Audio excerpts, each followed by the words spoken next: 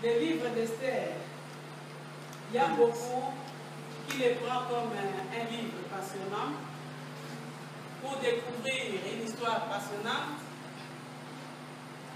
mais il y a d'autres comme nous qui sommes là, nous prenons ces livres comme une histoire vraie, et comme c'est une histoire vraie, c'est la vérité, et cette vérité, nous voulons que ça devienne aussi notre vérité.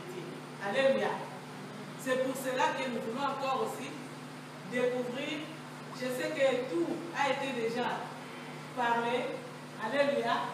Le Seigneur nous a déjà parlé au travers toutes les servantes qui sont passées devant moi, avant moi.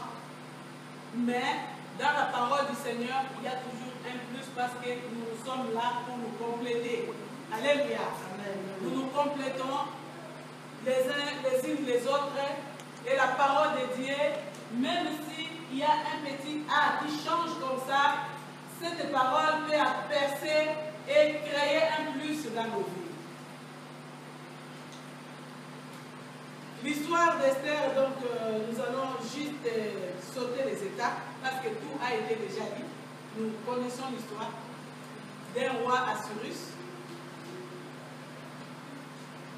Assyrus, dans la Bible, n'était pas n'importe qui. Parmi les rois qui ont régné dans l'Ancien Testament, l'Assyrus n'était pas n'importe qui parce qu'on a montré l'étendue de son royaume qui était vraiment un empire qui commençait de l'Inde, qui est arrivé jusqu'à l'Éthiopie. Donc ça, nous pouvons dire que c'était vraiment un grand empire. C'est que nous pouvons encore comparer l'empire d'Assyrus aujourd'hui avec l'empire des États-Unis, avec les États qui se réunissent comme les États-Unis. Mais pour lui, je crois que c'était plus. Nous pouvons encore comparer l'empire d'Assyrus comme l'Union européenne, qui est en train de s'étendre pour essayer de gagner les espaces en Europe, de gagner l'Europe. Mais lui, il a quitté l'Asie jusqu'en Afrique, donc il a essayé d'aller un peu partout. C'était vraiment un grand empire et il régnait. Et pendant son règne, il avait beaucoup de présents, il avait beaucoup de biens, donc il était, on peut dire, énormément riche. Et quand il faisait des fêtes comme la fête qui a dégracié la reine Vashti, c'était une fête qu'on a fêté pendant 6 mois. Donc cela veut dire que c'était un royaume, un empire, donc il n'y avait que des fêtes, des fêtes, des fêtes, des fêtes. Et ici, nous allons commencer ce que le Seigneur m'a mis à cœur à partager par Esther au chapitre 2. Là, nous allons plus aborder l'histoire d'Esther et nous toucherons aussi l'histoire de Vashti.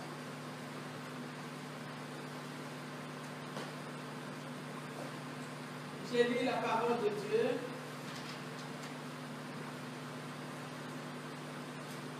Esther 2, versets 1 à 4.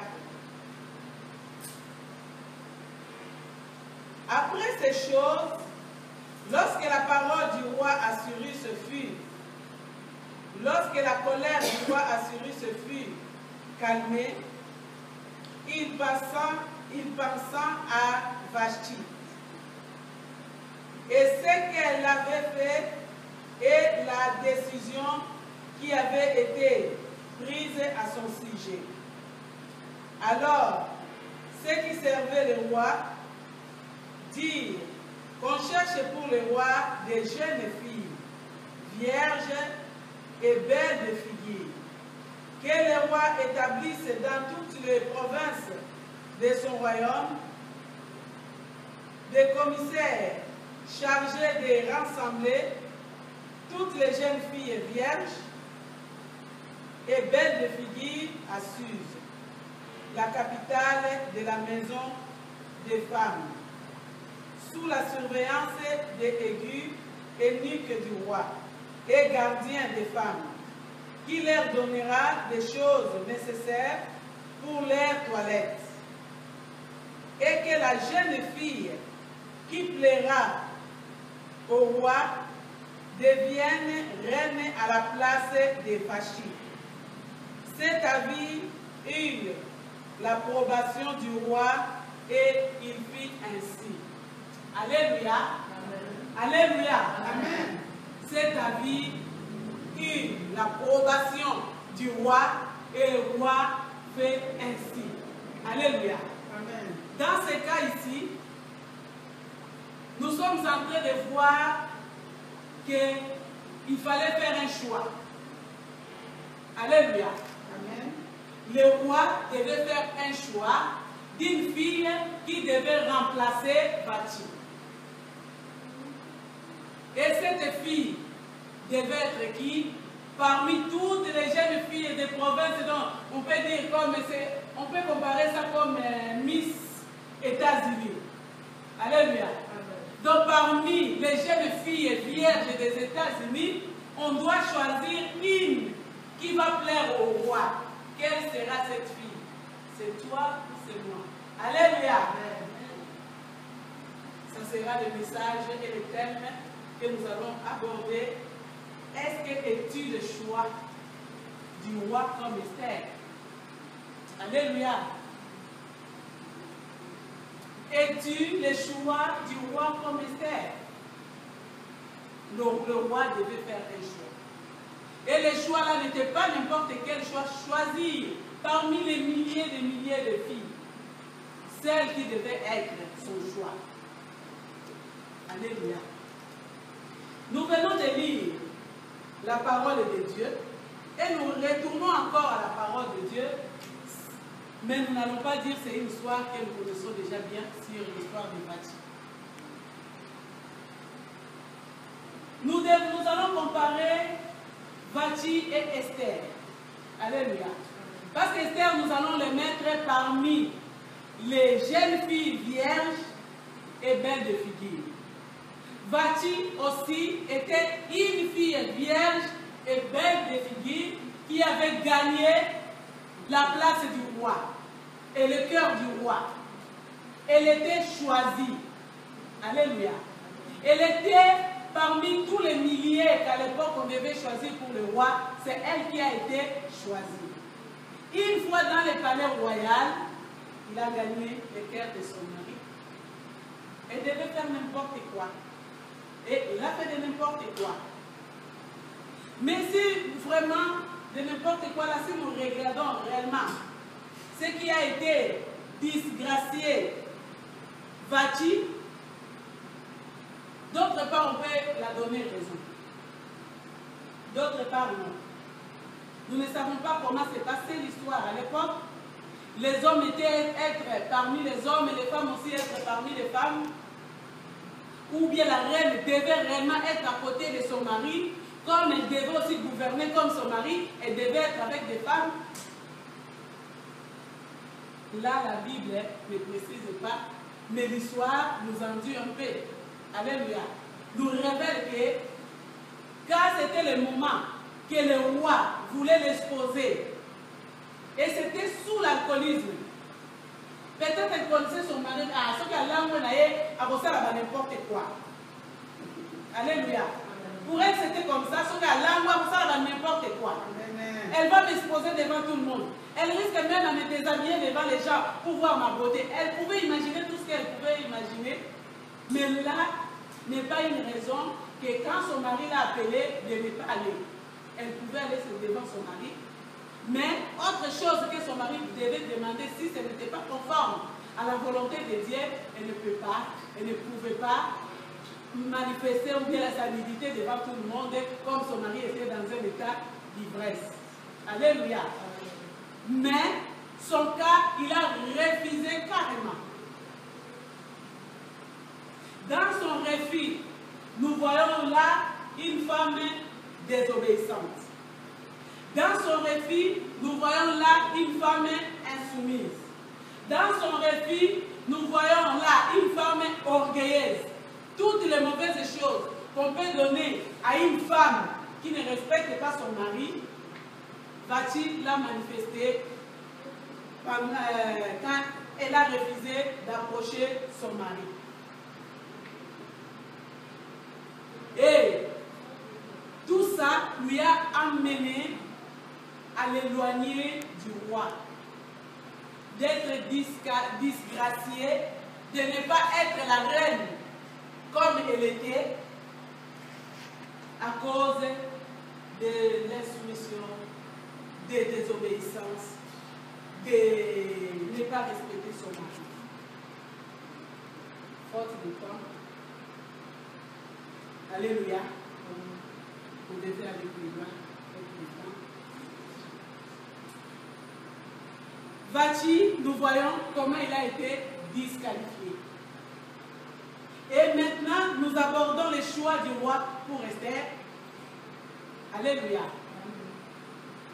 Il y a d'autres choses. Si j'ai essayé d'entrer dans la profondeur, d'essayer d'étudier l'histoire d'Esther, alléluia, tout ce que je voulais parler, maman Véro vient de le parler avant que je passe. Alléluia.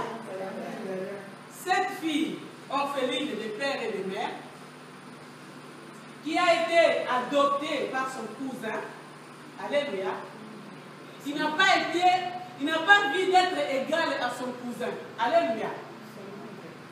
Parce que Mardoché était le fils de son oncle, donc d'Esther, alléluia. Donc ça veut dire Mardoché et Esther étaient des cousins, alléluia. Tu es élevé par ton cousin, donc vous êtes moi na tata, moi si moi na Yanoko, ou bien moi na papa leki, moi na papa Koulou, ou moi na maman leki, moi na maman Koulou, alléluia. Donc ils étaient comme ça. Mais elle, comme Jésus, elle n'a pas pris ça comme une poire arrachée, avec sa beauté, avec ce qu'elle était, donc d'être égale à Mardoché. Alléluia. Sa soumission, elle a commencé ça dans sa maison. Alléluia. Elle obéissait à Mardoché comme elle obéissait à ses propres parents. Parce que la Bible dit, comme nos jeunes filles ne sont pas là, les deux qui sont là, la Bible dit, honore ton père et ta mère pour que tu vis longtemps. C'est une bénédiction. Alléluia. Accompagné par une promesse. Quand tu honores ton père, quand tu honores ta mère, Esther a dit, mon père n'est pas là, ma mère n'est pas là, mais c'est lui qui m'a adopté, qui m'a accepté d'être dans sa maison, je dois l'honorer. Alléluia. Elle a honoré Mardoché. Jusqu'à ce que, alléluia, son obéissance l'a amené à la grâce. Alléluia. Elle a trouvé l'obéissance qu'elle avait devant Mardoché, lui a donné la faveur auprès de Mardoché. On nous dit peut-être Mardoché, elle a adopté, c'est qu'elle était un peu plus âgée qu'Esther. Peut-être qu'elle avait des enfants comme Esther, mais il n'a pas choisi les enfants parmi ses enfants, ou bien d'autres enfants, mais elle a choisi seulement Esther. Alléluia. Elle a trouvé grâce auprès de Mardoché à cause de son obéissance, à cause de sa soumission à Mardoché. Parce que quand nous lisons le chapitre 2 et le chapitre 3, nous voyons, il y a d'autres, quand il était même dans elle a été choisie. Elle est devenue le choix du roi, malgré qu'elle était dans le palais royal, elle obéissait toujours à ce que Mardoché lui avait indiqué. Mardoché lui a dit, il ne faut pas faire connaître ton identité, jusqu'à ce qu'elle était dans le palais royal, choisie. Je vous laisse faire une petite parenthèse. Pendant les choix du roi, alléluia, il y avait beaucoup de filles qui sont passées devant Esther. Mais, quand c'était le tour d'Esther, la Bible dit, son tour était même le tour d'une circonstance parce qu'on devait faire la fête ces jours-là, dans cette région. Donc là maintenant, c'est Dieu lui-même qui organise une circonstance pour honorer Esther, qui avait honoré et Mardoché, qui l'avait élevé. Dieu a choisi même une circonstance pour Esther.